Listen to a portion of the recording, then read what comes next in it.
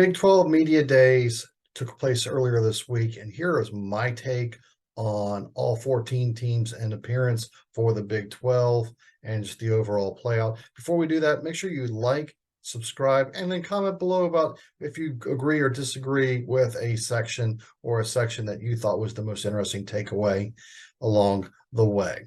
We'll begin with what I feel is the sentimental favorite now of the Big 12 after, at least in my opinion, how I'm going to treat them once the Big 12 media days took place is West Virginia. We're going to begin with the Mountaineers. And here's why I feel like they're the sentimental favorites. Yes, they are preseason predicted by the national media at 14th out of 14 last. Okay. Someone has to fall on that sword. Kansas did for many of decades, found their way out. Iowa State's done it, found their way out. So West Virginia, your turn on there. But here's what gets me, and this part really frustrates me. The media during the Q&A parts gave him 7 minutes worth of airtime. That's it. Oklahoma and Texas each received over 33 minutes. You're telling me you only have 7 minutes of questions? That's it for the entire West Virginia program?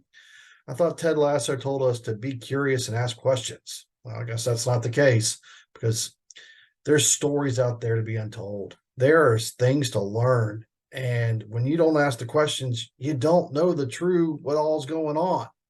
So, yes, Neil Brown did tell us that he has 132 returning starts from the offensive line, but he never got to speak about the defensive line. They lost Dante Stills to the NFL. I would love to hear how the defensive line is doing. But no, we only got 7 minutes worth of Q&As to watch from that. And I wish I was there in Arlington because I would have asked at least that question. Why he also feels that they're going to prove everybody wrong. They had a colorful team meeting about their preseason rankings, as he put it. And they've defeated Oklahoma and Oklahoma State last year in 2 of their final 3 games of the season. They're going to play fast pace this year. And yes, they use the transfer portal to help their secondary. Every person they brought in from the portal in their secondary has experiences and results. Moving on to the preseason number 1 team in the Big 12, and Coach and Crew Show's votes also coming to the same conclusion, the Texas Longhorns. They know they're going to get everyone's best shot all 12 weeks. They have quality and depth in every position. Basically, they're just producing Johnny 5-stars all over the place. The team is on a mission. The team goals this year are to play aggressive, tough, physical, and fast, and that's Texas football. Last year's national runner-up, TCU. Sonny Dykes is really excited about this year's offensive line. He also brought in Kendall Briles as the new OC, who shares the same vision as far as offense goes. Run the ball. Additionally, how to stay grounded after the successes they had. There's last year's model. After 4 wins, hey, they stayed easy peasy and kept going because they were only now ranked in the top 25. After 7 wins, after 10 wins, all the way through, they stayed grounded and humbled and hungry, and they're hoping to use last year's model for this year. Last year's defending Big 12 champions, Kansas State. He wants them to eat crumbs to stay hungry. There's a phrase I've never heard before. And he already expects every team in the Big 12. If you don't have your A game, you're going to get beat. So you're going to have to line up and show up for all 9 Big 12 games at minimum this year. Agreed that recruiting and transfer portals are a never-ending process, and you've got to keep your finger on that dial at all times. And then how do you replace Deuce Vaughn? You don't. Instead, they're going to start by running back by committee. So Chris Kleinman's got these guys at least in the mindset of what it's going to take to stay at the top and near the top of the Big 12. The first of the new schools, BYU. Their schedule inspires the players. Playing a Big 12 schedule is something that BYU fan base and players have been wanting for some time now. So now it's finally becoming a reality.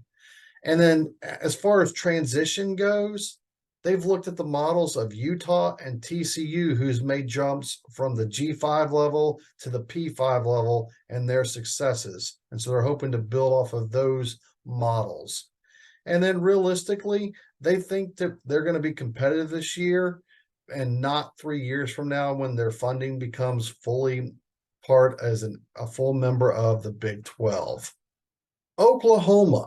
And when you hear this with most schools, you instantly will put them near the bottom of your rankings. But yet we have them as second in the Coach and Crew Show votings. They have tremendous turnover on the roster. 42 scholarship players are new, 17 new transfer portal players. And then after last year, they did a lot of internal looking and implementations. They did differently in the weight room this offseason, the film room. They looked at their third down conversions, their red zone defense. Basically, they looked at everything and said, we've got to do better. And most importantly, they've got to improve their defensive scoring. He said, even if we cut our total yards allowed by just a few yards per game, that's going to make all the differences. And then better depth equals better competitive stamina coming in the fourth quarter, which will also help. And they feel like this year they have better depth. Dan McGuire is the new guy at Texas Tech, where he hired offensive coordinator Zach Kittley from Western Kentucky, who was putting up points galore every week. So the concept is an air raid concept. It's not an air raid attack, but it's an air raid concept. He's going to find the best 11 and put them on the field, and his goal is to score lots of points. Easier said than done, but so far, Kittley has had the proven results that he can do said such things. McGuire wakes up every day just fired up. He's a high-energy coach, and this fan base is exploding. They're serious about all the facilities coming along to Lubbock, and this example enough was just to just see the fan base and preparations for the Texas Bowl last year. That's all you need to do is look as a model. The Pokes, Oklahoma State. If there is such a senior head coach in the Big 12, it is Mike Gundy. So at this point, nothing surprises him anymore. And that's in references to recruits coming his way and then sometimes people leaving for the transfer portal. Yes, he had some people leave for the transfer portal. But what he also said is the people coming in or taking the spots could maybe not have the same level of on-field experiences, but have the abilities to either match or surpass the performances that were left behind. Now, the difference is how he wants to use the transfer portal replace. A junior who leaves, who's had 2 years with the starts, he'd like to bring in a junior with 2 years with the starts as compared to a freshman for a freshman swap. And I understand that theory, how you're losing starts and versus just gaining a body. And he was asked a lot of questions about the Oklahoma, aka Bedlam rivalry. Oklahoma State hasn't changed. They're going to play their schedule. Okay, this is on Oklahoma that the series is ending. This has nothing to do with Oklahoma State. This is all on Oklahoma as far as Gundy's concerned. And you know what? He's right.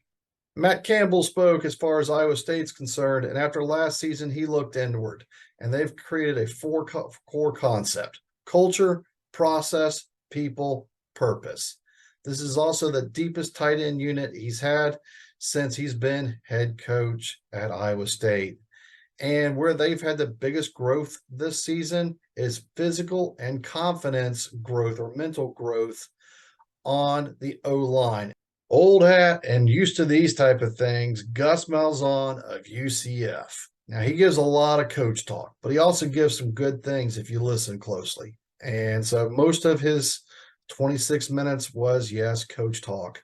But he did let you know that new offensive coordinator Darren Henshaw has dramatically improved the abilities of quarterback John Rice Plumlee, and he thinks that's going to make for a big difference this offseason and into the regular season.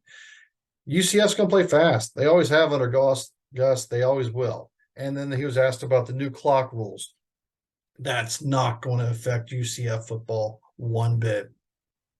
He's looking forward to teams coming into Orlando and into the bounce house, and he's welcomed all Big 12 schools coming into Orlando and enjoying the city beautiful. Another new member into the Big 12 is Houston. Expectations are high for Donovan Smith, who still has to officially earn the starting quarterback position after Toon had held it for, I believe, 4 seasons in a row. There are 42 new roster spots this year for Houston Cougars. Every school comes into the city of Houston to recruit, all Power 5 schools and a lot of G5 schools, as Dana Holgorsen mentioned. But now being in the Big 12, it can't hurt the process to keep some of these Johnny 5-stars in a city of 6 million people here with the Cougars. His theory about depth, especially not just at the quarterback position, but all positions, let kids compete. It's going to make everybody stronger. And there's a lot of people that agree with that same theory. And then new facilities are about to start breaking ground in Houston, and this is just a welcoming moment for the Big 12.